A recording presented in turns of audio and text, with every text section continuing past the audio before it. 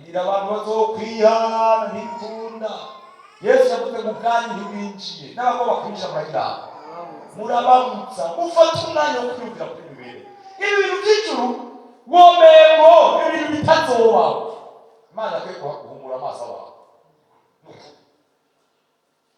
Iyo umuntu apfuye muze mwumvirize uburoro y'umuntu apfuye ahora yarigeze kuba akijijwe cyangwa yarabwibifite Imana agaca hagati y'ubuzima no gupfa aho bita muri koma, aho yamaze amaso y'umweru yugurutse yamaze kubona baje kumwakira ntagaruka ntagirane mugabo yamaze kubona yaje.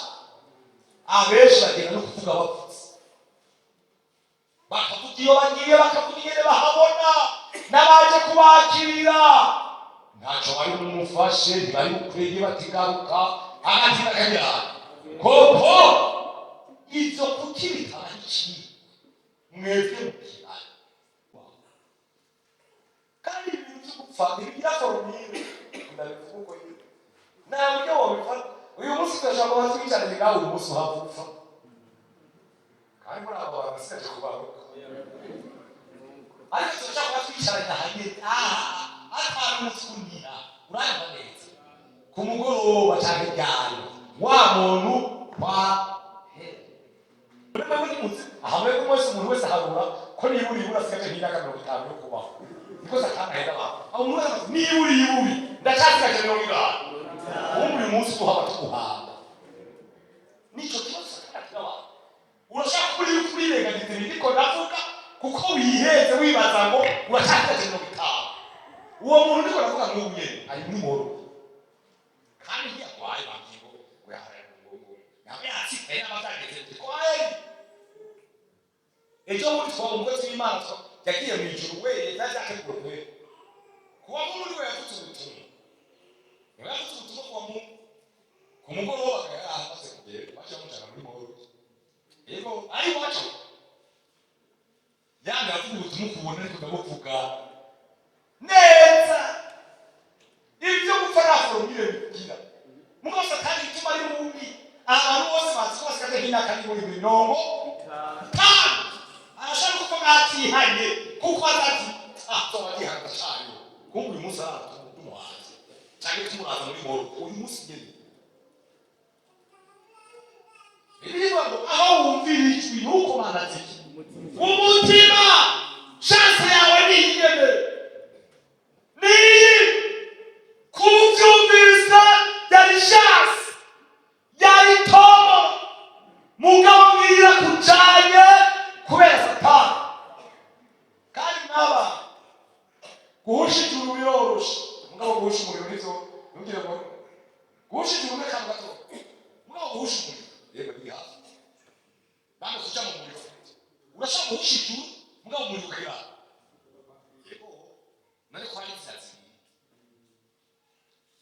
ubundi ko Imana rero tuhamagaye ngo ice yuba bakomera twebwe byasabwa mwishengeraho riri n'abanyabyaha bacibagirana bihana bakiza mugabo uyu munsi byatabiye kwifatikire nta handi bihagaze nuko mwishengero batanga kuzura abanyabyaha abapagani abantu bataranze ingeso zabo mbi aho ko tujya kubona naka bo tutujyanura sanga tujyanye bazocamo bameze nk'aba uraza nakiri bavuga uraza kubona abagore uraza kubona abakobwa uraza kubona abagabo aho rero bari bavuga ngo uraza kubona n'abandi ari biturire nk'abandi asakuza nk'abandi n'umunyamacakubiri nk'abandi yuzuye ibyaha nk'abandi bo nabo bari bakiri duhumiwe nande byase kwahinduka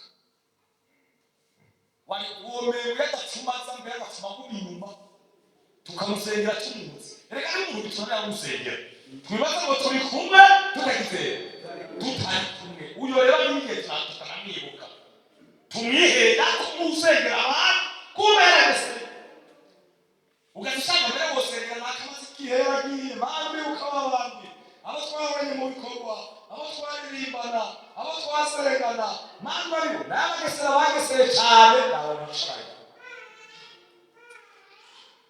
kandi afite umuntu w'abandi bakaza basanga wa muntu yicaye aho.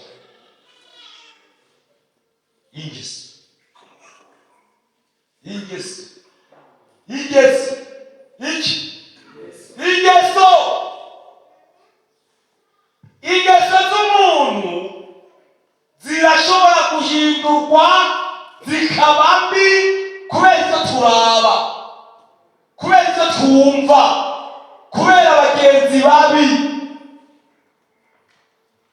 Nicyo gituma ibiri tubwira kumenya abo tugendana. Dusome ijambo ry'Imana mu cete cya mbere Pawulo yandikiye ishengero ry'i Korinto. Ishengero ry'i Korinto, cete cya mbere Pawulo yabandikiye 15 umurongo wa 33.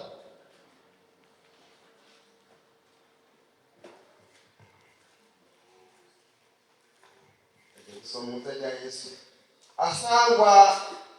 Asangwa nagwaniye n'ibikoko muri Efeso, ndi mu buryo bw'abantu gusa. Bimarira iki? Nama bapfuye batazugwa.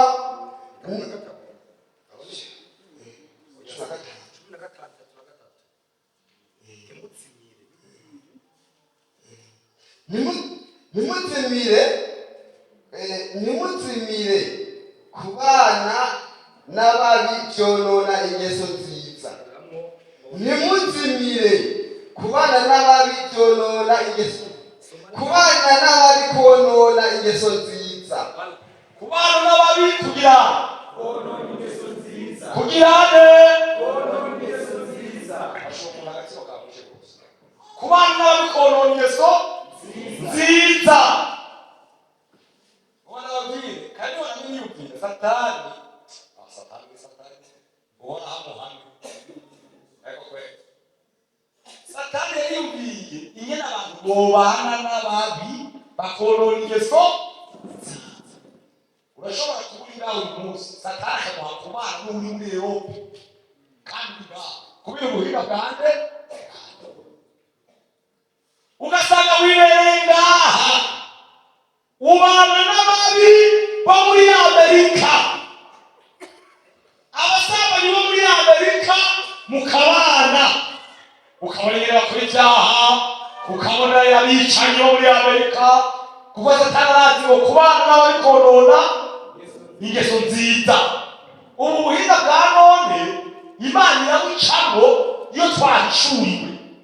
Mugabo kandi Satani yabiteguye ngo abantu yonona ingeso zabo.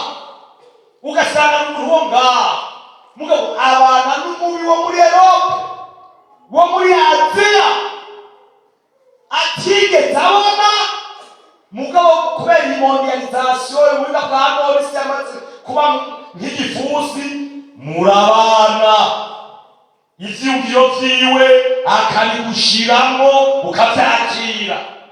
Nawe ibirometero bitandukanye nawe ni ibihumbi, mugabo kubera ubuhinga bwa none ingeso zigahinduka. Kandi mu Barundi, umuco w'Abarundi b'abadamu b'abafaso barambara bakagirana. Uwo ari umuco w'Abarundi. None ubu no mwishengera abantu bagomba kugenda gusa, kubera babana nabo muri Amerika bagenda gusa atarigera arenga mu Rwanda, kubera babana nabo muri mu Faransa cyangwa abasataniza bo mu kindi gihugu, ugasanga nabo ingeso zabo zarononekaye bagomba kugenda gusa. Ugasanga asigara agomba kugera nk'uwo muri Europe, kwambara nk'uwo muri Europe, wamubaza wewe ntuzi bigezweho. None bigezweho n'ukugenda gusa, wowe ntuzi bigezweho. Ibigezweho n'ubuhindurisha Imana yakubitse. Ubu kw'Imana itagombye kuba kubana n'ababi kugize konona ingeso nziza. Umuntu aguhica afise n'abantu n'abasabe duhinduke. Imana yaduhamagaye ngo abandi bubahwe kubera twebwe ingeso zacu bazigeko bahinduke, bashiriraye ngo jewe nagiye kwihana kubera ingeso zanaka. utigeze unavuga. Mugabo uyu munsi bajya mwirigwana baguha kwico bafise. Nimba ujana n'abasambanyi nawe utari umusambanyi bizorangira niyo utiyubara ubusambanyi bwabo bagize babuguhaye.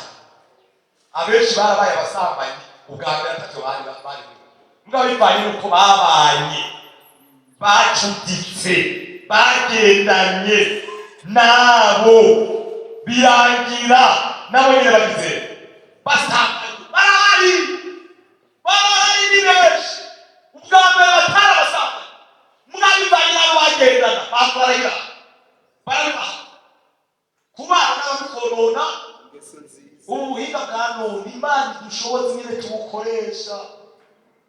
Ubuhinga bwa none Satani arabukoreramo cyane. Uramaze gutwikira abakitwa benshi, uramaze konona ingeso nyinshi. Mugabo Imana ishimwe yaciye itanga ubwenge abantu b'Imana nabo barabukoresha ugahindura ingeso z'abantu bari kure. Imana ishimwe, haleluya.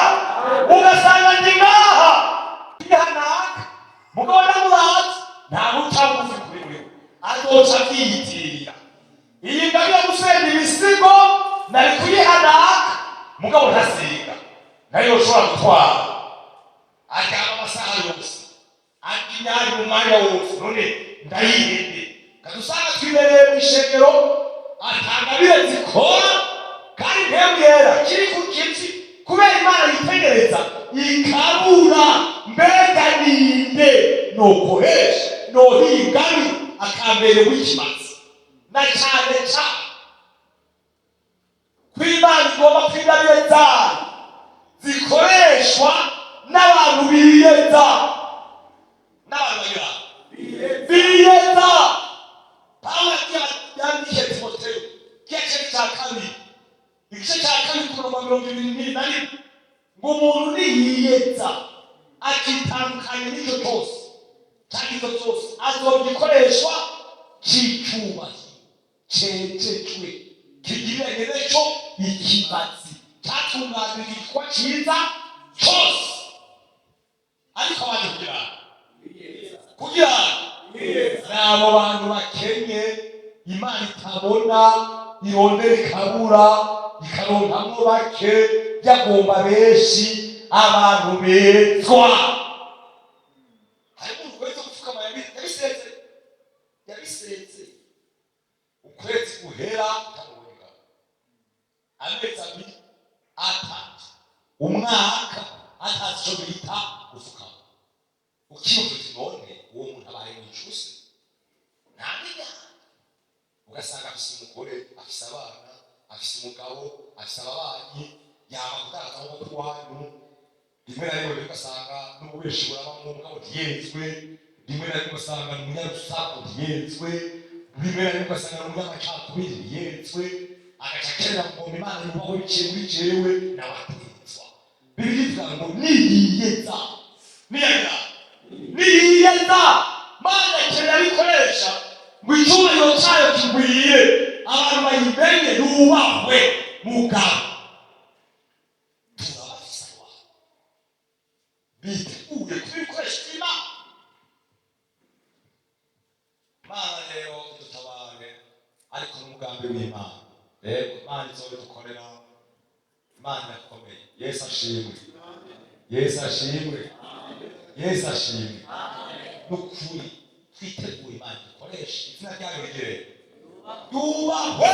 Hari abakozi babaye ngaho ku isi bakoresha ibintu bikomeye, bakoresha ibikorwa bikomeye atari ibyo kwiyerekana. Abantu n'amamiliyoni barihana, abantu benshi baraca bugufi. Abo barabaye ku isi kandi n'Imana yabategeka abantu bameze nk'abo imbere y'uko izambi ivuga. None ninde Imana yobona ngo noshyira mu gato zacu ninde? Irakeneye abavuga nka Yesaya ngo ndi hano ari jewe utuma hari ibisigaye bazokimenya ingeri zo kunagura ingeri zo guhingura ingeri zo n'ibiti bikeneye bati ndi hano icyo uzombwira nzogikora niwambwira kwezwa nzokwezwa ukambwira gusenga nzosenga ukambwira guca bugufi nzoca bugufi ukambwira kutagunga sinzogunga kutagira iturere ntaco nzorya gutyo. Reka rero dusome gusubira mu byanditswe kane ku murongo w'icumi. Gusubira mu byanditswe kane ku murongo w'icumi. Zename munezeza mwami, zename munezeza, haleluya, zename munezeza mwami, zename munezeza. Amen. Dusome igice cya kane ku murongo w'icumi, gusubira mu byagezwe. Nibaza ko mwahabonye. Kandi ntimwibagire wa munsi mwari muhagaze imbere y'Uhoraho Imana yanyu kuri Horebu, igihe Uhoraho yambarira ati nkoraniriza abantu bacurire amajambo kugira ngo bige kunyubaha iminsi yose bazomara bakiriho mu isi, bavyigishe n'abana babo. Nkoraniriza abantu, turi kuri iri jambo ryo kubaha iki? Izina ryawe rigirene. Yari Mose ariko aributsa uruvyaro rwagomba ruzokwegukire igihugu nk'uko Imana yari yarabasezeranye. Mwibuke cyane Imana yamarira nkoraniriza abantu ndabigishe kunyubaha, nabo nzabyigisha abana babo. Imana irakeneye abantu bakoranya abantu. Mwebwe mwadukoranije, Imana ibaheza. Imana irakeneye abakoranya abantu kugira ngo Imana ibigishe kubaha Imana. Imana ikeneye kubahwa, none ninde iteguye gukorana abantu? Imana igiye kubaheza, ariko mwiteguye gukoresha uburyo bwanyu kugira ngo abantu bakorane. Imana ibaheza yongere bigishe kirane kuyubaha.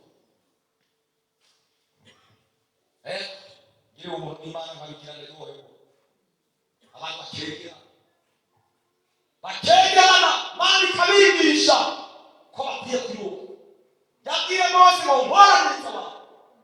Mw'abantu b'Imana, mwumvise umuntu ababwira ngo koranya abantu, bakoranye. Nimba amahera tanga, Imana yubahwe.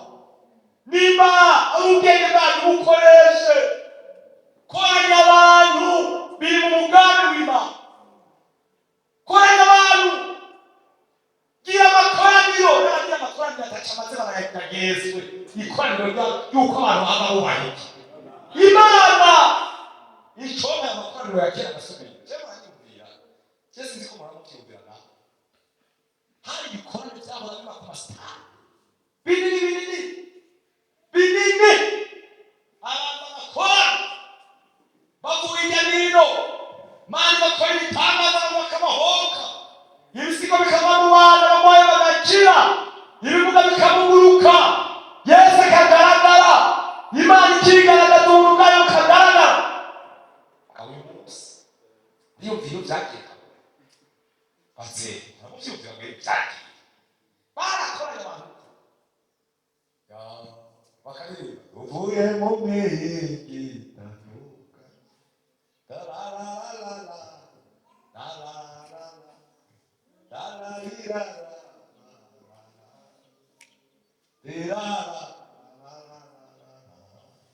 murakaza. Tuvuye mu migi itanuka tuzanywe no kumva ijambo ry'Imana.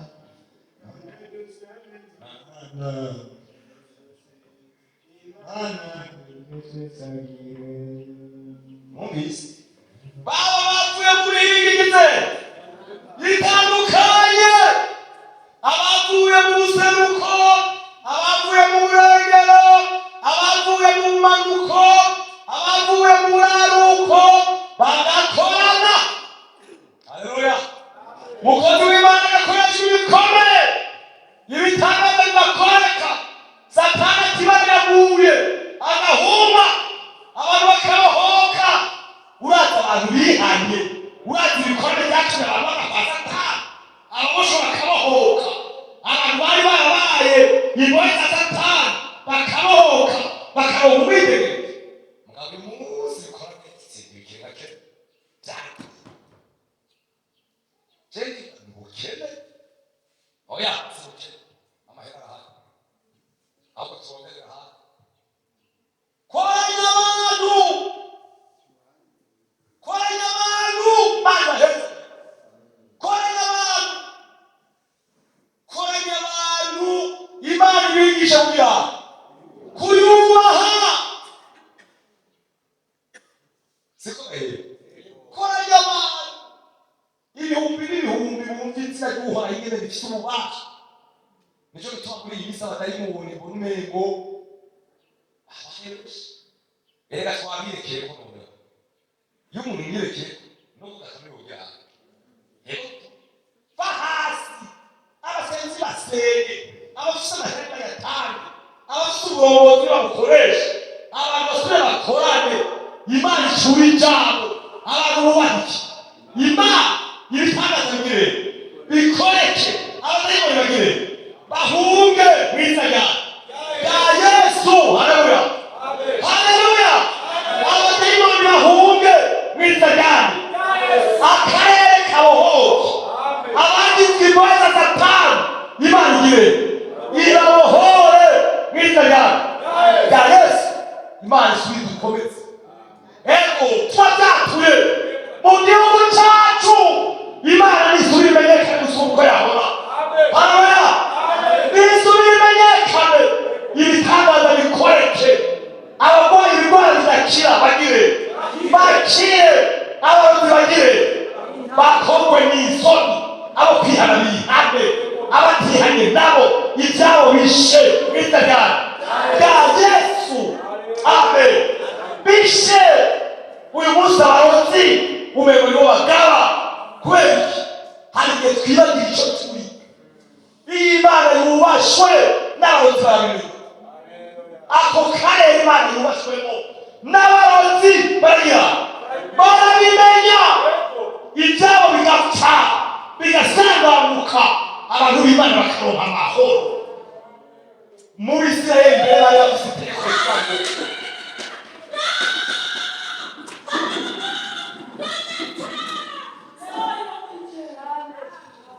mu Isirayeli bari bafise itegeko risanzwe, umurozikazi ntimuze mwemere kwabaho. Mugabo uyu munsi mu ngo zacu bihindura ibihuna, bihindura imiserebanyi, ibiki mu izina Yesu. Turabigose ububasha bwawe, turabugose mu izina Yesu. Haleluya! Yesu asubire agira ijambo yubahwe, ego asubire afata ijambo rya mbere n'ijambo.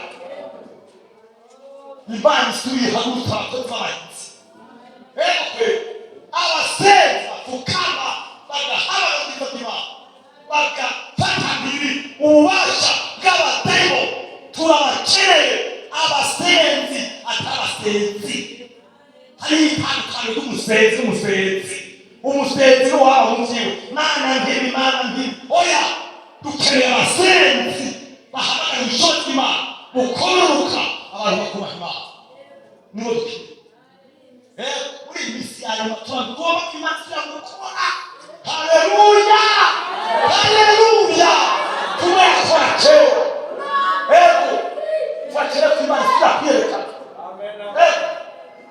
Harageze uko yari ejo n'uyu munsi niko akiri, niko azokwama ibihe byose. Arakeneye abakoresha, si Imana yahindutse, oya nitwe twari twarahindutse. Harageze ko twibyukiranye umwanzi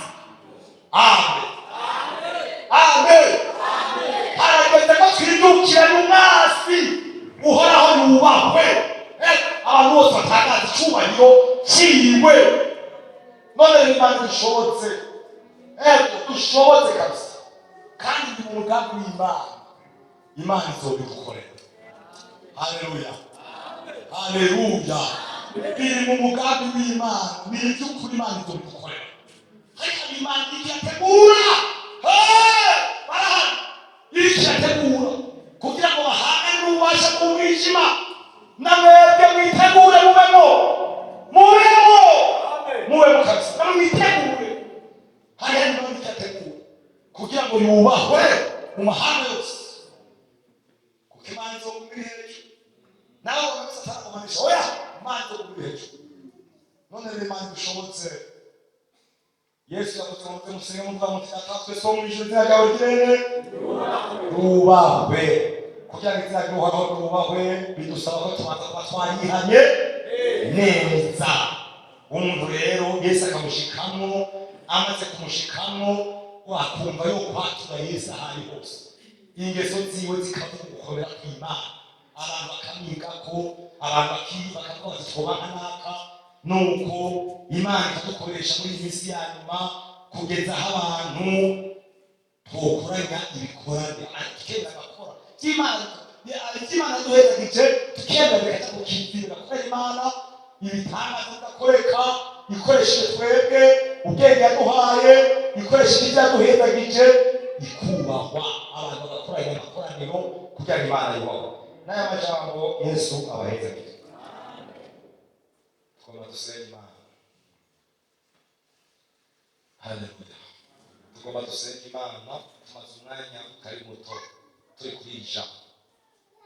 None wewe kumaze umwanya uri kurumvira ijambo, utahuye mwiki muri wewe, ubona hari ubasha? Mbega aho ukorera, aho uba, aho mugendana, ubona hari ubasha bivanye nawe ingeso zawe? Hari hageze rero ko umuntu wese avuga ati Imana imbabarire, ndaje imbere y'Imana, ndemeye Imana impingure, ingire mutsima, ingire mushasha, hanyuma icingira igikoresho kugira ngo izina ryayo ryubahwe. Muname dusenge. Uwumva avuga ati Imana imbabarire, turaguhaye ikaze. Paul yabitsa ko twagira ubu, turaguhaye ikaze, abakozi Imana yubahwe. Mana, mu izina rya Yesu turagushimiye kuri aya majambo. Ni wewe wateguye kano gakorane kandi ufise umugambi muri ko. None rero turanezerewe umwanya tumaze hano, turanezerewe n'amajambo duhawe kugira ngo wubahwe iciye muri twebwe uzoherwa mu icubahiro. Aya majambo yaherekeze abayumvise n'abazoyumva, abagire ku bubasha, abagire ku bushobozi ubwabo, banza bafata ingingo yo kukubaha, birukane ivyakwirukanye vyose, hanyuma ucubagira ibikoresho kugira ngo wubahwe aho bakorera, aho bagendera, mu bo bamana. Mana, mu izina rya Yesu aya majambo yakoreshe, turayasengeye uyaherekeze. Iyi mitima turayisengeye abantu bariko baraca bugufi, ubahe kwatura neza ivyakwirukanye vyose, babidume ku rutoki kugira ngo ucubagira abandi bantu, ucubanagura, wemeye kubagira ibikoresho vyo gutuma umuzuru wawe, vyo gutuma wubahwa. Mana, urakoze. Iyi saha mpemu yera gendagende, iyi saha mpemu yera kore, iyi saha mpemu yera vuge, mu izina rya Yesu. Urakoze Mana, izina ryawe nirubahwe, tubisabye mu izina rya Yesu, amen.